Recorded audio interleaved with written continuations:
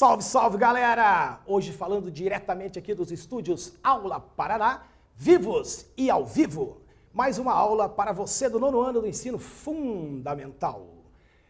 Hoje com a participação da professora Joyce Marques. É isso aí. E antes do tema e objetivos da nossa aula, vamos aos recadinhos importantes. Primeiro recadinho, assista às Aulas Paraná.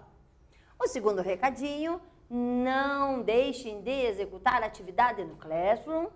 Mande a sua atividade e aí sim sua presença foi garantida. E hoje, nessa aula especial para vocês, ao vivo, vocês podem tirar as dúvidas agora conosco aqui. Caso a gente não consiga esclarecer a dúvida, você pode procurar o seu professor lá no Classroom e esclarecer o que ficou duvidoso aí na sua mente, beleza? Tema da aula de hoje, setores da economia do continente asiático. E vamos aos objetivos da nossa aula. Conhecer a importância dos setores da economia para o desenvolvimento do continente asiático, o maior continente do planeta. E aí temos uma retomadinha, né, professor? Nessa retomada, o que foi visto na aula passada mesmo? Nós vimos os setores da economia no continente europeu, falamos sobre a União Europeia, o bloco econômico mais forte do planeta, que criou o euro, já existe há mais de 50 anos, trazendo qualidade de vida e desenvolvimento econômico na Europa. Muito bem, não devemos esquecer que dentro dessa situação do euro, é uma moeda que foi escolhida democraticamente e demorou 10 anos para entrar efetivamente no mercado. E não é obrigatória ainda em todo o continente europeu, não é, professor? É verdade. Olha só, professora, já tenho recadinhos aqui, ó. A Ellen, a Emily Fontinella, lá de Capitão Leônidas Marques, pessoal de Serranópolis, do Iguaçu.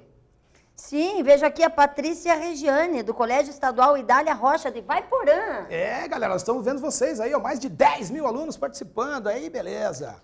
Então vamos em frente. Professora, conta para eles aí por que a gente vai tratar desse assunto do continente asiático, dividindo em regiões. A palavra regionalização, ela remete a um aspecto e individualização de algum aspecto que desejemos estudar de maior profundidade.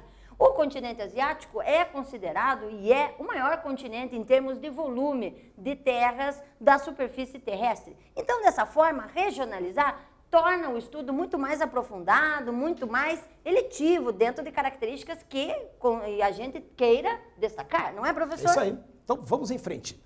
A primeira região que nós vamos conhecer será o Sudeste Asiático, formado por países em formato de arquipélagos, né, são algumas ilhas, e é um país que está em desenvolvimento econômico, está experimentando um desenvolvimento econômico mais próximo da economia mundial há poucos anos atrás aí. Tem recadinho aí, professora? Tem, o Colégio da Polícia Militar está aqui, meus aluninhos lá do Colégio da Polícia Militar, um abraço, estão aqui, quero perguntinhas, hein? O pessoal tá mandando 1000 beijos e abraços, mas quero perguntinha de vocês aí. Bora lá! Vamos lá, professor. E aqui eu estou com o pessoal de Guarapuava, do Colégio Estadual Padre Honorino. Salve para vocês aí, galera.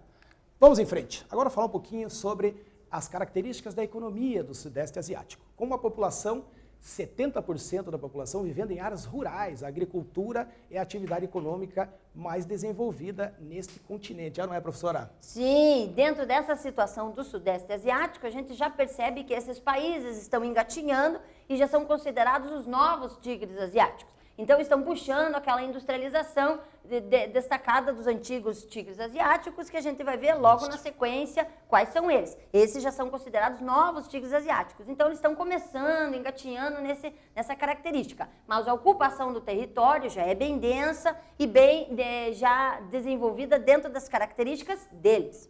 É isso aí. Então, vamos em frente? Vamos falar um pouquinho de arroz. Gosta de arroz, professor? Adoram arroz. E eles, potencialmente, são, dentro da caracterização da risicultura, uma excelente área para cultivo, dado ao clima monsônico, que vocês já estudaram anteriormente. Este clima potencializa 6 meses de chuvas bem densas e essas chuvas fazem com que o potencial do arroz seja muito explorado, tanto no aspecto das planícies, principalmente litorâneas, mas também no relevo montanhoso, não é, professor? Isso, no Japão, por exemplo, né? Os japoneses fazem o plantio do arroz em formato de terraço e chamam essa modalidade agrícola de tanada. É plantado nas encostas das montanhas. Recadinho aí, profe? Recadinho, a Yasmin de Sarandi, do Colégio Estadual Jardim Universitário, está mandando um oi. E também temos outros mandando aqui. A quantidade de recados é tão grande que eu não estou conseguindo ler, mas aos poucos vamos lendo. Peço desculpas por não podermos ler todos aqui em sala, mas a gente faz um esforço para ler o máximo possível, ok, pessoal? E antes de seguirmos em frente aqui, um abração para o pessoal de São José dos Pinhais, da minha terra, aqui o pessoal do Colégio Estadual Lindaura. Um abração para vocês aí, meu povo. E vamos em frente, pessoal, continuar nossos estudos. E já temos aí nosso primeiro quiz. Vamos fazer a leitura dele. Esse tá fácil. Este produto é a base alimentar da maioria da população do continente asiático. Nós temos a letra A, peixe, letra B, arroz, letra C, frango. Nós vamos dar um tempinho a jato, vocês vão responder e vamos ver o percentual de acerto, que eu tenho certeza vai ser excelente. 100%. Bora lá! Ó, aqui nós temos um bom dia. Sou o professor do Colégio Humberto Jesuíta. Parabéns, professores. As aulas são ótimas. Professora Adriana Marmeleiro. E contigo aí, quem está falando alguma coisa aí, não? Ok, aqui nós temos a Yasmin, a filhota lá, a mamãe está esperta aí, mandando um abraço. Muito bem, Yasmin, assista as aulas, não perca nada, hein? Depois eu vou fazer em casa um questionário.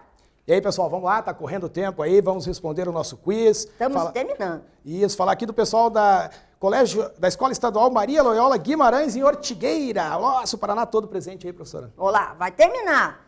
Agora vamos entrar no 3, 2, 1, fechou. Vamos ver lá. Vai ver qual foi o percentual de acerto.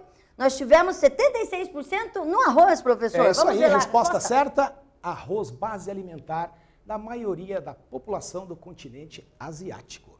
Vamos em frente, vamos para mais uma região muito importante também da Ásia, que é a Ásia Central, aqueles países que têm a terminação do nome dos países com estão, que significa lugar de morada. Cazaquistão, Uzbequistão e todos que aqui estão. Vamos ver o que temos aí da economia da Ásia Central.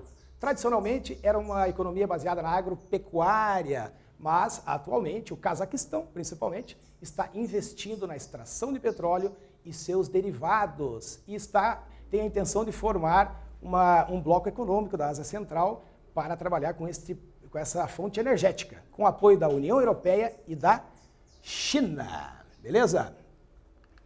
Vamos lá? Aqui a economia da Ásia Central, a professora Joyce vai ler para a gente aí. Manda ver aí, professora. Dentro da perspectiva de que toda a região asiática, principalmente a central e a parte oeste, são antiquíssimas no sentido da urbanização. Então, logicamente, foi se aliando a esse processo, um processo de dimensionamento do desenvolvimento potencialmente agrícola, industrial e, logicamente, urbano. A Ásia Central não é diferente disso. Então, esse potencial vem sendo desenvolvido e o petróleo ainda é potencial e, digamos assim, construtivo na região. Mas já percebemos uma diversificação, principalmente à custa de novos potenciais energéticos. Mas não podemos deixar de citar o petróleo, o famoso ouro negro, como ainda rico na região e ainda muito explorado, né, professor? É isso aí. E lembrando, pessoal, que a Ásia Central, né, ela está na lista de investimentos da União Europeia e da China. Estão disputando, né,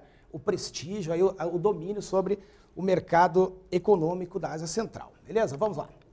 Aqui vamos para o Oriente Médio. Esta região, né, considerada pela ONU a região mais tensa do planeta, tem a maior quantidade de conflitos. Por que será? O que tem lá que tem tanto conflito, professor? O que está acontecendo lá? Na verdade, o potencial geopolítico da região do Oriente Médio sempre foi conflituoso. Nós observamos o mapa e dentro dessa caracterização do mapa, a gente já percebe o primeiro ponto de conflito, a região, o posicionamento dele em relação aos às demais áreas territoriais. Então, nós vamos ter o acesso total à Ásia, nós vamos ter total acesso à Europa e também à África. Então, essa junção também é o primeiro ponto de partida de conflitos. Logicamente, depois você puxa outras características. A região é uma região fraca no regime pluviométrico, o que fez, logicamente, muitas disputas territoriais. Depois, as crescentes potencialidades econômicas que foram se desenvolvendo ao longo do tempo, destacaram novas formas de conflito. E aí, dentre elas, não podemos deixar de citar o petróleo, não é, professor? Isso. Além do petróleo, galera, tem a questão da água. Há previsões aí, né, segundo estudiosos, que os conflitos do século XXI, principalmente nessa região, serão por água. Beleza? Vamos ver, tem mais alguém contigo aí, professora? Tem aqui a Ellen Fontanella, ela está perguntando sobre japoneses. Dá um tempinho aí, Ellen, que daqui a pouquinho a gente vai falar sobre a região do Japão. Não se preocupe, ela é de... ela não colocou aqui o nome da escola, mas ela principalmente quer saber sobre a questão do litoral e o Japão. Espere só um pouquinho. Vamos nessa. Tem um recadinho aqui, o pessoal pedindo para mandar abraço, isso, aquilo. Mãe, um abraço para você. Vou mandar um abraço para minha mãe também. Mandar um abraço para o pessoal de Ponta Grossa, o pessoal do Colégio Estadual 31 de Março. Um abraço para vocês aí de Ponta Grossa, meu povo. Vamos em frente agora, a economia do Oriente Médio. O petróleo, né, o ouro negro, é a base da economia desta região do continente asiático. O único país que se destaca, que não é totalmente dependente da extração de petróleo, é Israel, como a gente já vai ver adiante aqui. Ó. A região é basicamente constituída por desertos, né, que a professora Jorge já falou, então áreas agricultáveis, outras atividades econômicas dos outros setores, principalmente o primeiro setor, o setor de base, elas encontram esse obstáculo. Aí vamos mais um quiz, galera, estão preparados aí para mais um quiz? Vou ler para vocês aqui o quiz número 2. Alguns países da Ásia Central estão buscando ajuda externa para aquecer suas economias. Quais são seus dois principais parceiros comerciais? Os Estados Unidos e a Rússia, letra A. A União Europeia e a China, letra B. Ou o Brasil e Canadá, letra C. Agora vamos entrar e marcar o tempinho. Bora lá fazer rapidinho. A gente já está voltando, já estamos marcando. Vamos lá. Ó, tem aqui o pessoal da Terra da Soja, de Loanda, o Lucas Fernando dos Santos de Lima, do Colégio Estadual Guilherme de Almeida.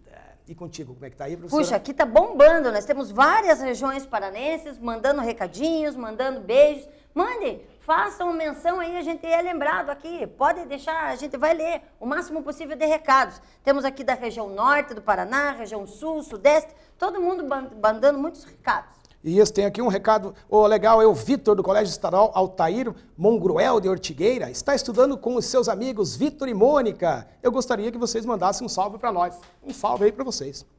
Então, beleza, já estamos no finalzinho. Agora vamos entrar daqui a pouquinho, 3, 2, 1, fechou o tempo.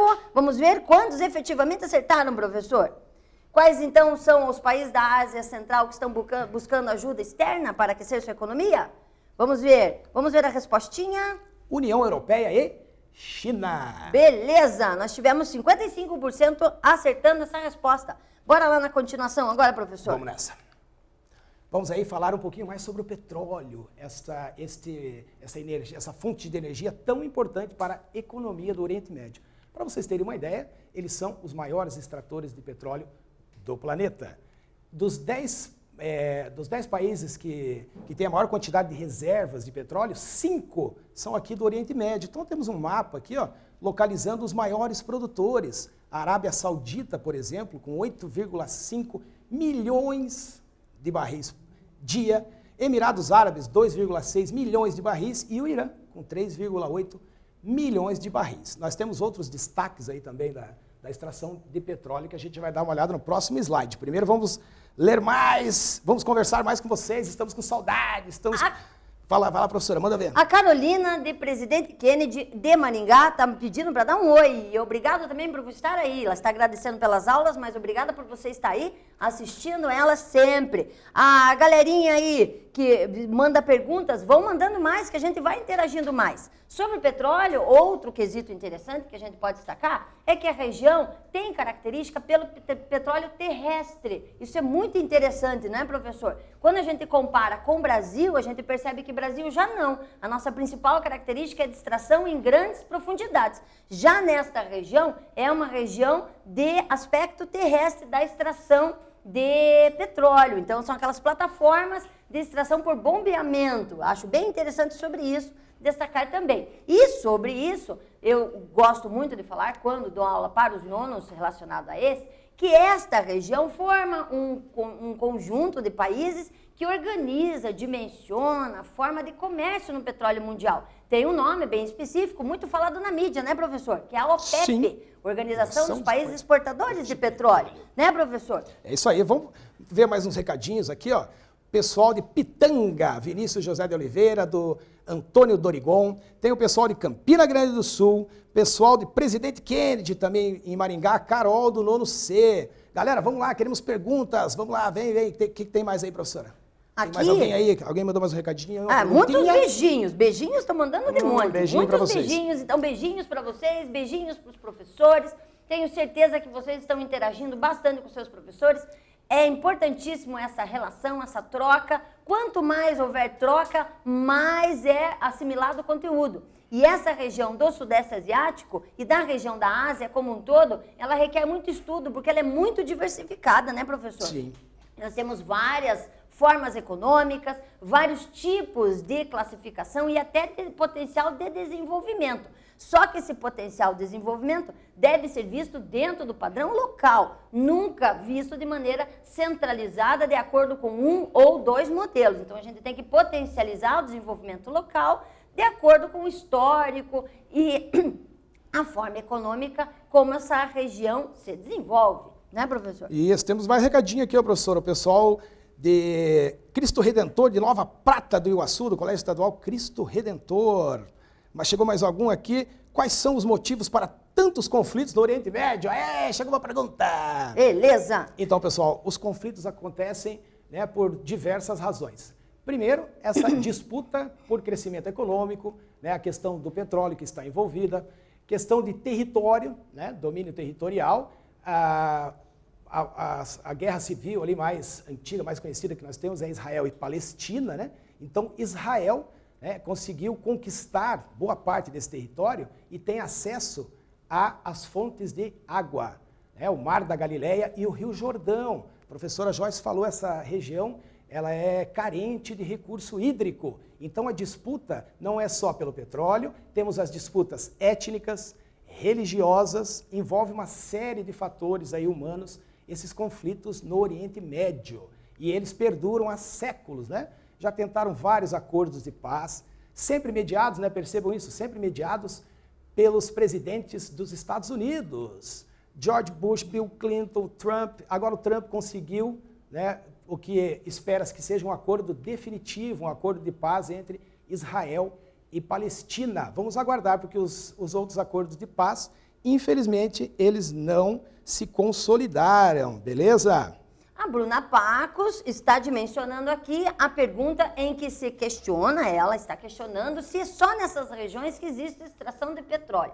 Não, o petróleo tem várias vertentes, mas a principal da consolidação e da descoberta de poços de petróleo, ela é vista pela decomposição orgânica, Bruna. E ela existe nas mais variadas regiões do planeta. Então aí vai também um outro questionamento sobre recurso renovável e não renovável. Mas respondendo a sua pergunta, como ele se formou no planeta todo, nós vamos ter vários bolsões. Lógico que pela forma de extração rápida e pelo consumo exagerado que temos nos últimos séculos, logicamente esses bolsões ficaram cada vez mais carentes. Mas eles existem no planeta todo. Mas, como são resultado da decomposição orgânica, eles também apresentam características diferenciadas. Então, a região do Oriente Médio, muitas vezes, ela é considerada mais rica em termos de substrato de petróleo, que deriva muitos tipos de produtos que são derivados desse. Já nós temos petróleo em outras regiões que tem grande riqueza, mas não tanto. Por isso, essa concentração tão forte de exploração nessa região e esse potencial dentro da OPEP. Beleza, temos mais uma pergunta aqui, ó, professora. Vou responder aqui o Gabriel Ribas, lá do Colégio Estadual Lindaura, da minha terra, de São José dos Pinhais. Conflitos podem gerar alguma guerra? Na verdade, Gabriel, esses conflitos, né, eles podem até ser chamados de guerras, né? Nós tivemos conflitos ali no Oriente Médio com a Turquia, o caso da Turquia, a guerra na Síria. Então, temos inúmeros conflitos que podem ser considerados guerras? Podem sim, né? Pela dimensão dos ataques ali, a gente categoriza como conflito, tá? Mas pode gerar uma guerra? Pode, com certeza. Países aliados, né? Os países do Oriente Médio têm diferentes aliados pelo mundo. Então, se tiver o apoio de um aliado forte militarmente, claro que isso pode gerar uma guerra. Infelizmente, esperamos que isso não Aconteça. A Daniele Taborda está perguntando o que significa cotação do barril de petróleo.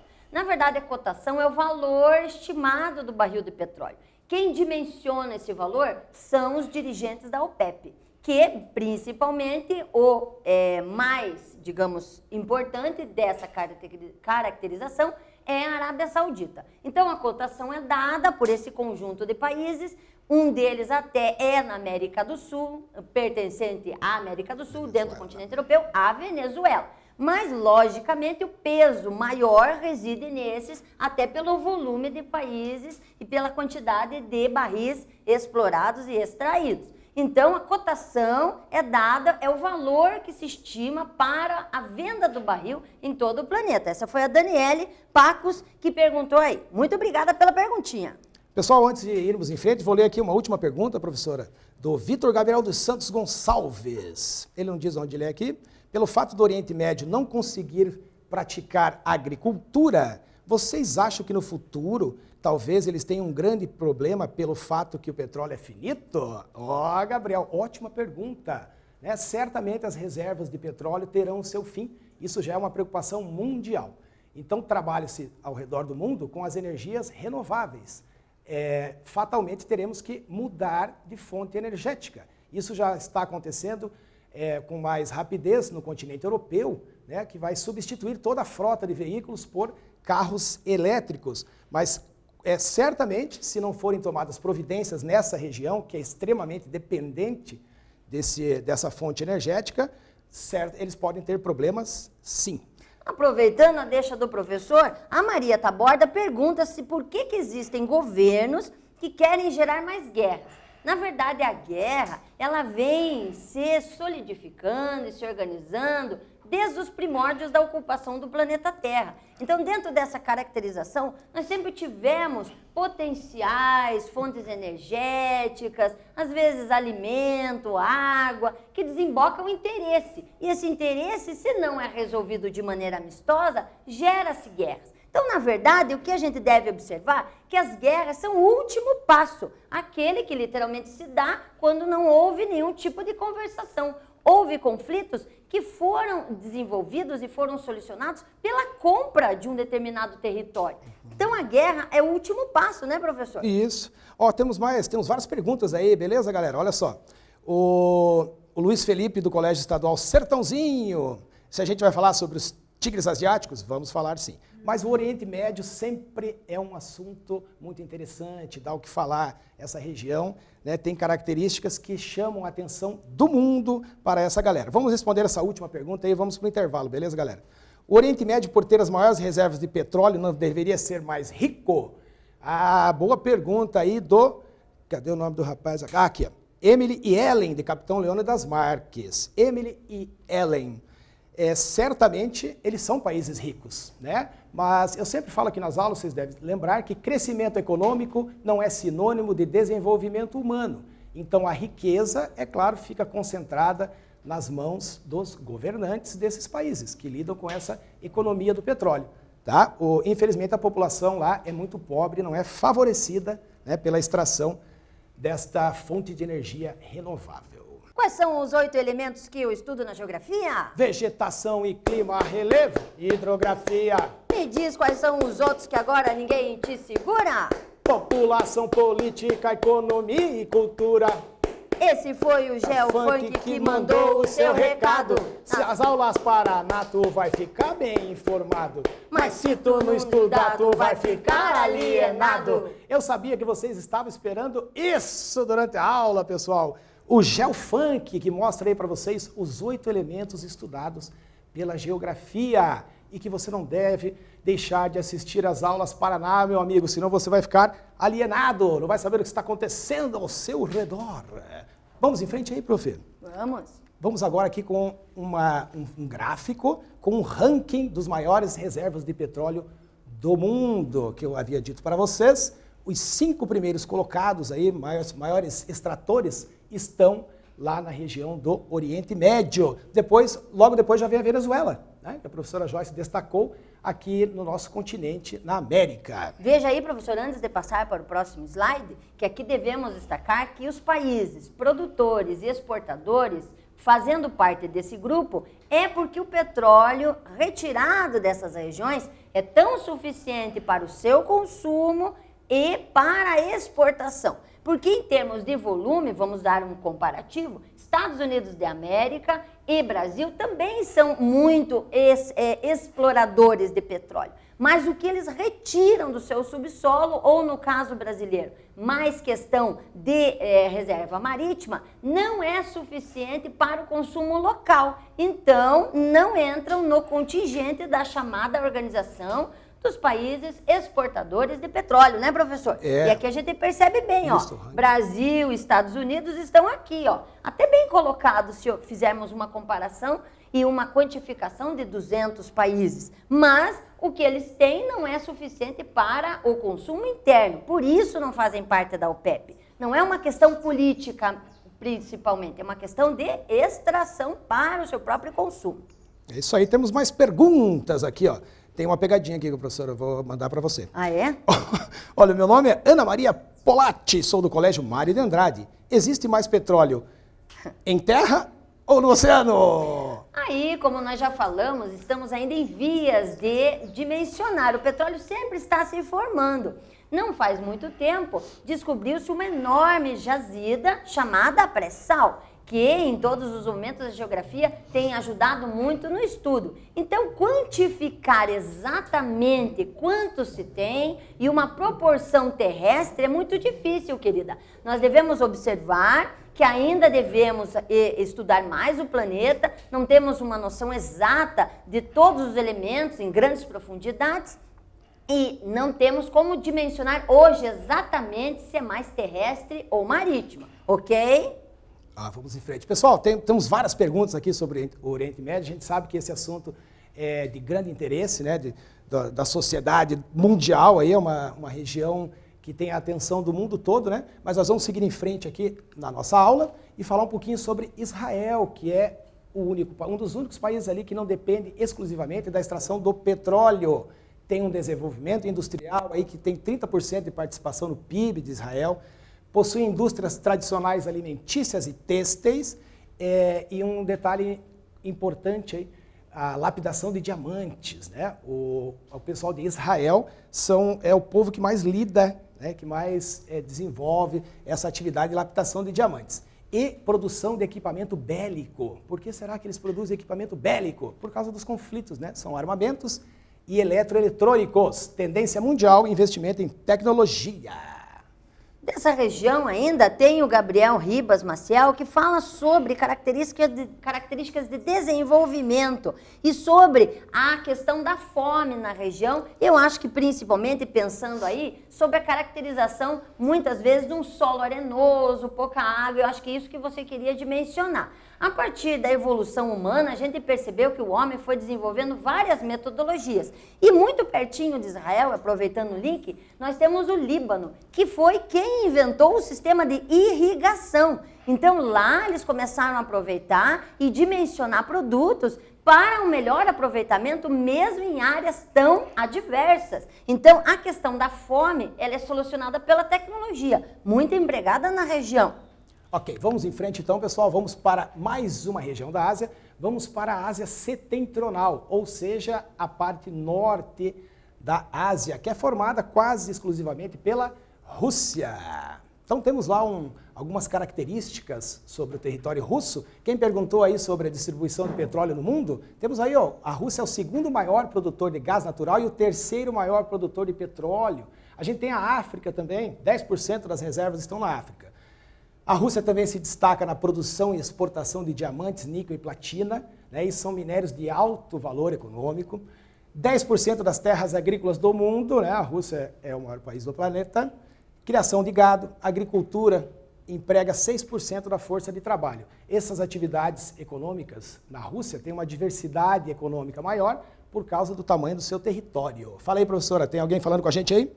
Tem vários, mandando muitas coisas, principalmente dimensionando o nosso rap. Uns gostaram, outros não, estão fazendo vários questionamentos. Mas vamos lá, gente. Principalmente assim, A crítica sempre é construtiva, isso que é o interessante. Mas assim, temos perguntinhas ligadas principalmente ao Oriente Médio. Quando falamos do potencial de petróleo, então às vezes sempre focalizamos o Oriente Médio, mas a Rússia, nesse quesito do gás natural, ela tem um potencial quase de monopolizar a ida de gás natural para a Europa, o que faz com que exista um conflito, não assim extremo, mas sempre tensional entre os países da Europa e a Rússia, porque há uma espécie de dependência desse gás natural, né, professor? Sim. Então, é interessante destacarmos a Rússia sempre, dentro do aspecto histórico, com um potencial gigantesco, imperial em muitos momentos históricos, então sempre traduz um período e uma localidade que ressalta muita atenção, né, professor? Isso aí. Vamos em frente então, pessoal. Mas uma relação, né, uma parceria que nós temos aí com a economia russa, né? Ela faz parte do acrônimo, né? Aprendemos uma nova palavra que nada mais quer dizer do que sigla, os BRICS, esse bloco econômico de países emergentes, tirando a China, né, que é um país já dos mais ricos do mundo, que é Brasil, Rússia, Índia, China e África do Sul, ok? Termina com a letra S porque é South Africa, em inglês, né?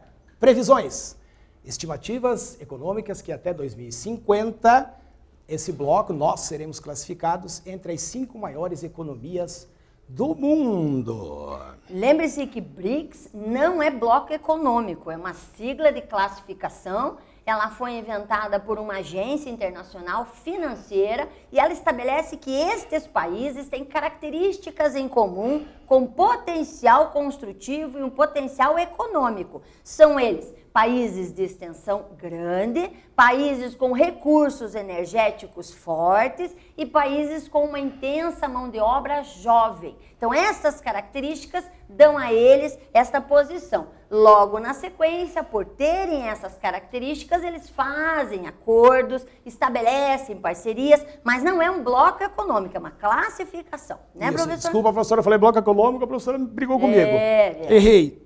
Pessoal, tem aqui uma pergunta ainda lá sobre os conflitos, né? Sobre a ONU, se a ONU tem participação nesses conflitos. A ONU tem participação, mas na mediação do conflito, né? Para estabelecer um diálogo entre os países e evitar os conflitos. Essa deve ser e é a participação da ONU em conflitos ao redor do mundo todo.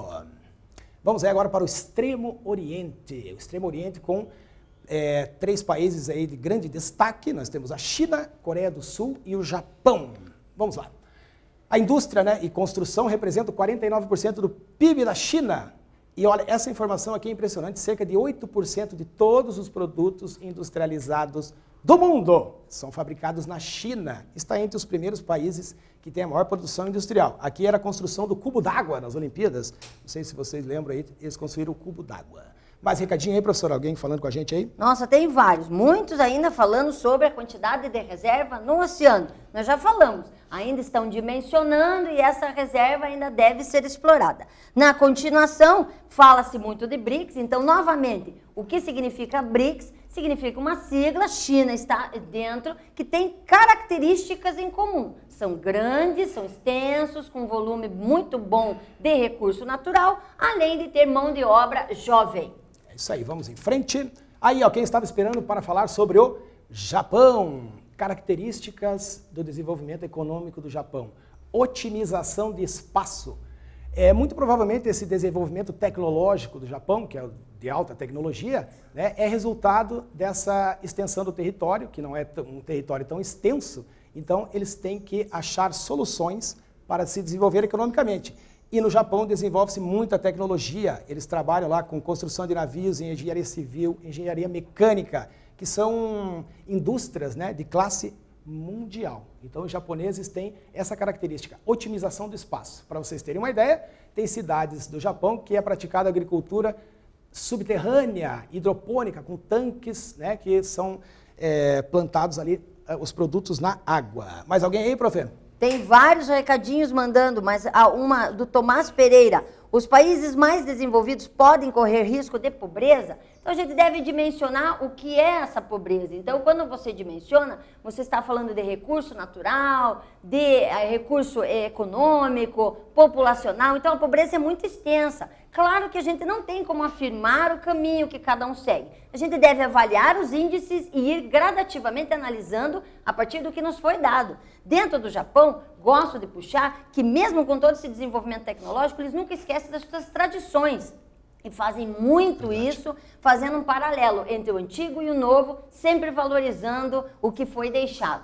E os japoneses têm 3 palavras que estão na mente dos japoneses. Respeito ao próximo. Vamos em frente aí, pessoal. O quiz número 3 para vocês aí, ó. País da Ásia Meridional, que é referência mundial na produção de alternativas de fontes de energia sustentável. Lá do sul da Ásia. Vamos ver se vocês vão matar essa aí. Vamos ver lá? Letra A, Palestina. Letra B, Rússia. Letra C, Índia. Bora lá fazer? A partir de agora, contando.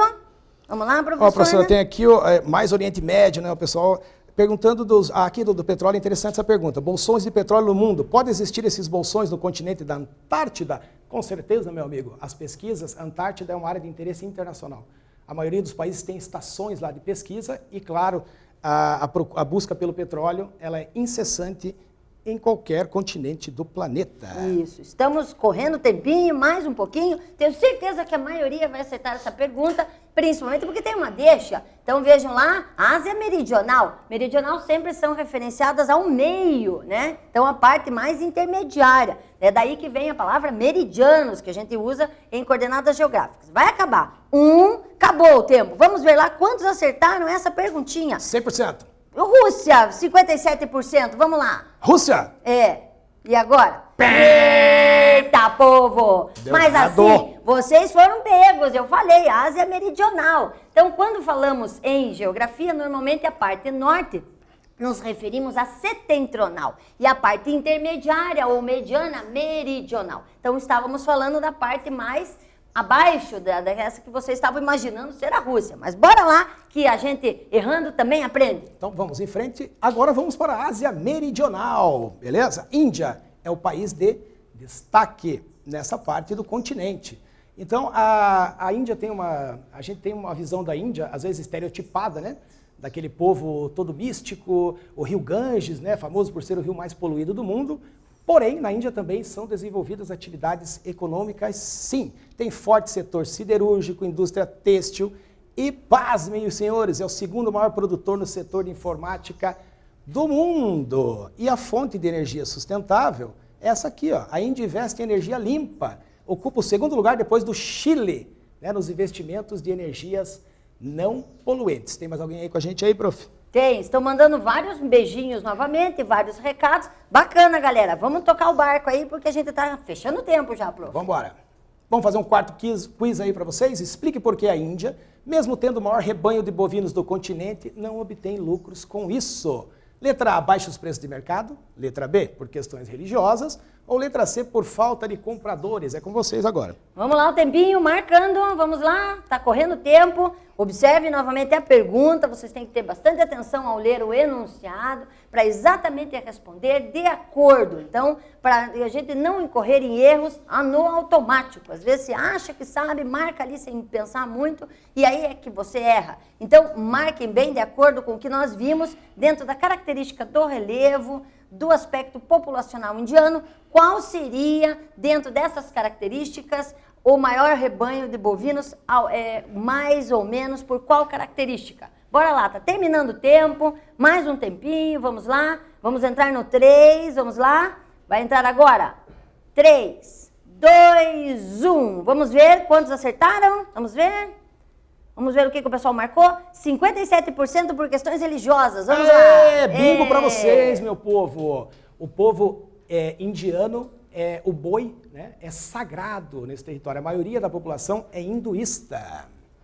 E aí, o que nós vimos na aula de hoje, professora? Nós vimos várias questões ligadas ao aspecto econômico da Ásia. Dimensionamos algumas características gerais, vimos que há um potencial construtivo ainda a ser desenvolvido e que, logicamente, existem muitas diferenças que devem ser destacadas. Tenho certeza que pelos recadinhos que vocês mandaram, muitas questões ainda estão polvilhando, mas é exatamente esse o ponto que nós devemos observar. Quanto mais questões a gente conseguir que vocês reflitam, mais vocês evoluem no conhecimento e mais se aprimoram, né, professor? Isso, vamos responder essa última pergunta aqui da nossa aula, da Maria Taborda. Os países subdesenvolvidos podem ganhar quantias altas em dinheiro? Maria, com certeza. A economia dos países subdesenvolvidos, né, consequentemente, esse ganho econômico é a má distribuição dessa riqueza. Por isso, nós temos essa característica dos países subdesenvolvidos. A riqueza concentrada na mão de uma pequena parte da população.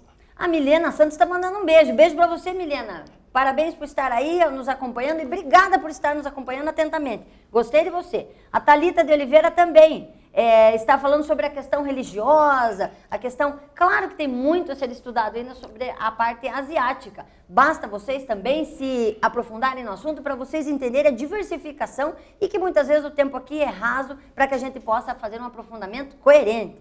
Aqui temos mais uma perguntinha aqui sobre petróleo, né? Professor, os países que têm bastante petróleo tornam esse país desenvolvido? Não, infelizmente, né, a questão econômica faz parte do desenvolvimento, certo? O desenvolvimento é econômico, mas não podemos esquecer que temos que ter um desenvolvimento humano. Essa é a grande sacada e o grande obstáculo que a gente encontra na maioria dos países, né? Essa distribuição de renda. Beleza, galera? Nós estamos encerrando a nossa aula. Muito obrigado, foi mais uma aula Paraná emocionante para nós aqui ao vivo. Um abraço para vocês. Até lá, gente. Desculpe se não pude responder todos os recadinhos, mas bora lá que a próxima vez a gente estará aqui junto novamente. Até mais!